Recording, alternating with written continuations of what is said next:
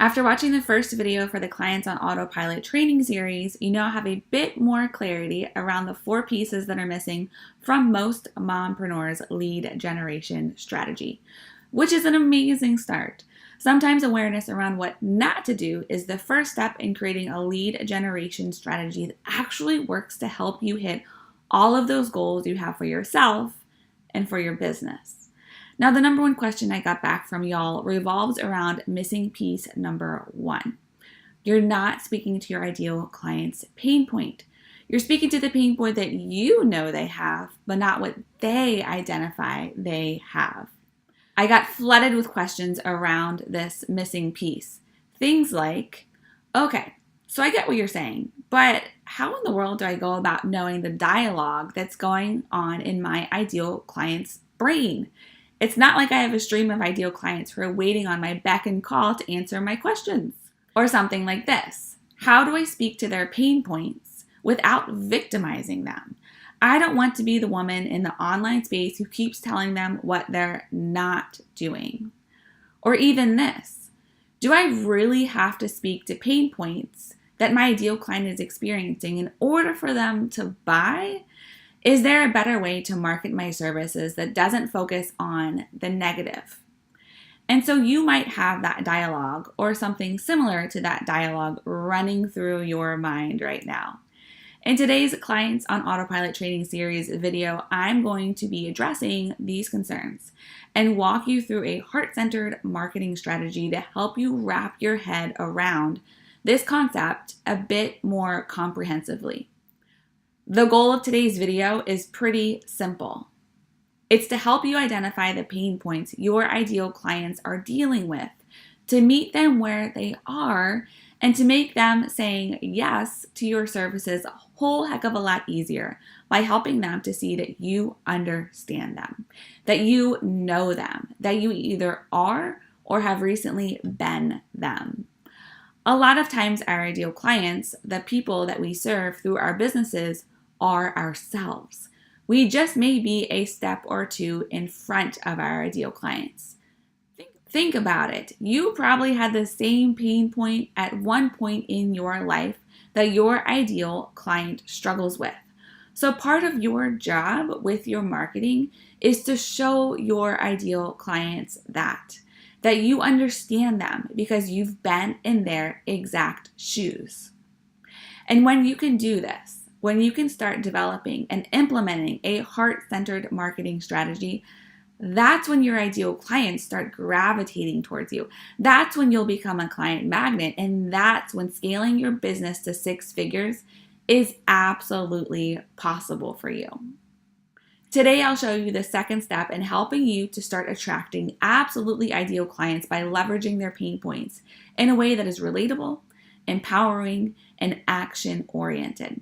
And that will give you a greater opportunity to experience a business that is predictable, scalable, and impactful on both your clients, yourself, and your family.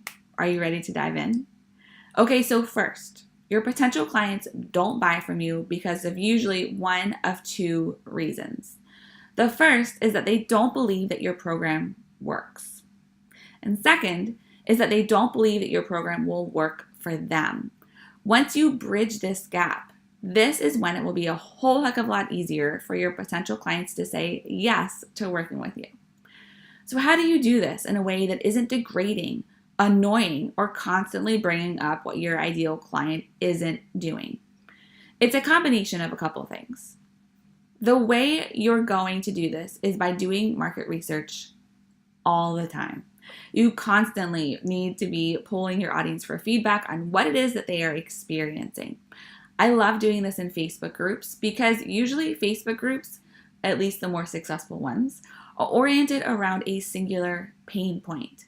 And when you can find those groups, it makes it a whole lot easier to find your ideal clients. This is a captive audience that is ready to learn more about how they can better themselves in this one specific area. Now, these groups don't necessarily have to be your own group. Sometimes, especially if you're in the earlier stages of business, you'll need to go into other people's groups to find your ideal clients to pull and interact with. And that's totally fine. Another way of doing market research is through blogs. Find some blog posts that are really popular that share content that solves the pain point that you solve. These can be blogs of entrepreneurs who are in the same field as you, or popular blog-focused sites like Huffington Post, for example. Find a blog post talking about the pain point that you solve in your business and scroll all the way to the bottom and start reading the blog comments. You can see people's actual thought processes as they type out their ideas and questions regarding the content shared in the blog post. Record what they are saying in the words that they are using. You'll see common trends among their questions and ideas shared, repeating words, repeating pain points, repeating fears. They will pop up over and over again. And this is what you are going to create content around, ideas and concerns that they identify, instead of ideas and concerns that you identify. You will meet them where they are with approaching your marketing in this manner. Once you meet them where they are, this is how you can and will create ideal potential clients who follow you, who consume everything you create, and eventually say yes in working with you. Now that you're clear on the pain points that your ideal client is experiencing, what's next? You create marketing that speaks to those pain points.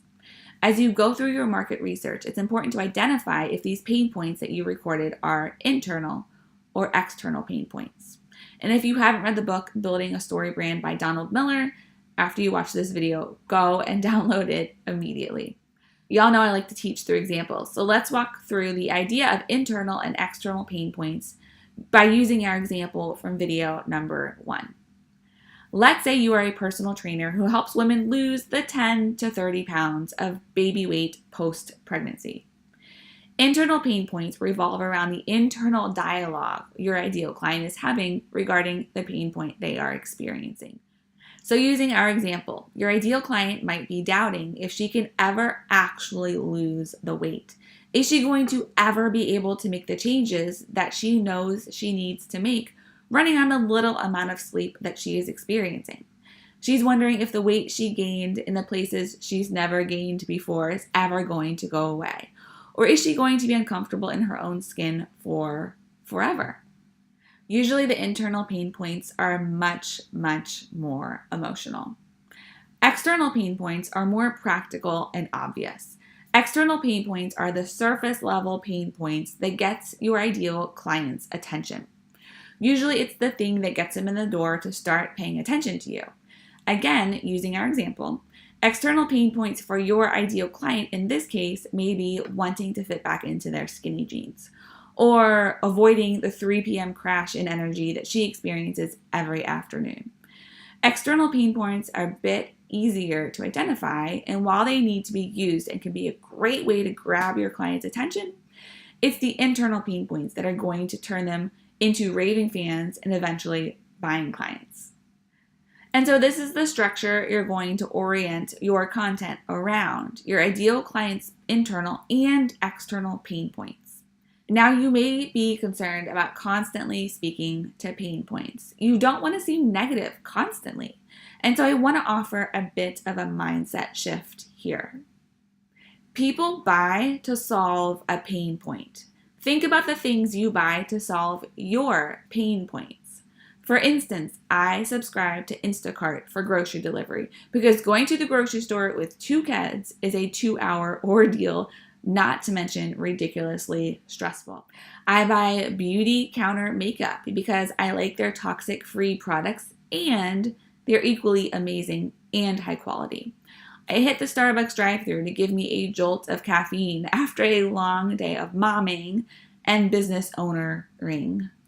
I work with a personal trainer because I can't seem to get my postpartum self to the gym and I need accountability. What was the most recent purchase you made? What pain point did it solve?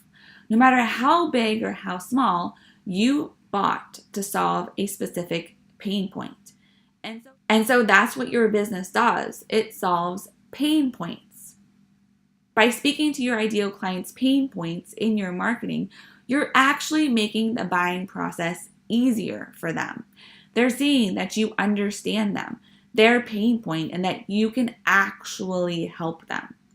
So by speaking to pain points, you're actually serving your potential clients in a bigger and better way. It's a matter of shifting how you're thinking about this. Okay, so now you have some clarity around how to tweak your marketing and messaging by being a bit more pain point focused in order to make the buying process easier for your potential client. Now what? You've got to take that content and push it everywhere. Without this strategy in place, there's no point to tweaking and adjusting your marketing and messaging because it's simply not going to get seen. You have to have a content strategy in place. Otherwise, what's the point in creating amazing content? Your social media, email funnels, SEO, all have to be on point and strategically developed for you and your unique business so that what you're doing actually gets eyes on it. Like I mentioned in our last video, I don't want you working harder to make these shifts and adjustment. I want you working smarter. I want you to make the work that you are doing matter. You're doing all of this hard work, so you might as well make it count. In the next video, I'll be chatting about the strategy behind your content and how to maximize your reach. I'll be sharing more about how being everywhere might be the way that you discover what works for you and what doesn't work for you and for your unique business. Before we go today, I'd love to hear from you. Tell me, what would change if clients came to you easily? And how would it feel to have the security of a wait list of clients who absolutely cannot wait to work with you? We're talking pay in full clients who are totally lit up about you, your services, and the work y'all will do together. Let me know in the box below. I'm going to read every message and I'll respond to as many as I can. And if you found this video useful, please share it on Facebook, Instagram, Twitter, even by sending a friend the URL to this page. What you've learned here today is the way to use your clients' pain points to your advantage when it comes to your marketing and messaging, and how speaking to those pain points actually serve your clients in a bigger and better way, making you the go-to expert in your field. It will change your life and your business if you take messy action and start to implement today. And once you start to implement this is when those amazing ideal clients start to come out of the woodwork, and how you can start to create the momentum to creating the impact that you've always dreamed of. And the content shared in this training series is the first step. I'll see you in the next video.